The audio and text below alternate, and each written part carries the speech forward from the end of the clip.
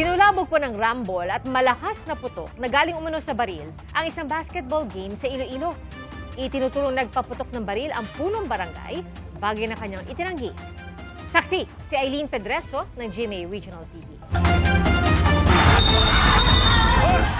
Ilang beses nang pumito ang referee para awatin ang mga player na nagkakainitan sa basketball game sa New Lucena, Iloilo nitong Sabado ng gabi. Sa kalagitnaan ng rambulan, narinig ang malakas na putok na pinaniniwalaang galing sa baril.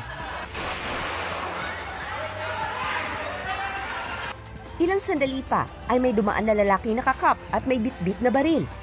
Ito raw ang punong barangay sa barangay Hilicon Western, New Lucena. Siya rin ang itinuturong nagpaputok ng baril. Pinuntahan ng pulisya ang opisyal noong gabing iyon, ngunit hindi natunton. Kinaumagahan na nagpaliwanag ang opisyal at mariing itinanggi na siya ang nagpaputok ng baril.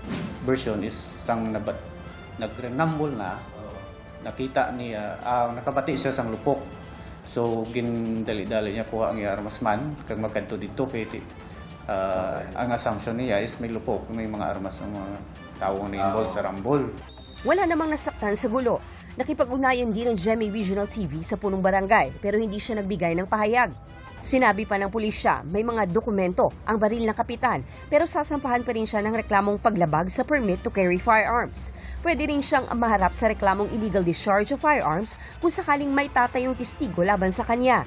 Sa ngayon, hindi muna inaresto ang kapitan dahil wala pang sapat na ebidensya. Iniimbestigahan din ng DILG ang naturang insidente. Ako si Eileen Pedreso ng GMA Regional TV, ang inyong saksi.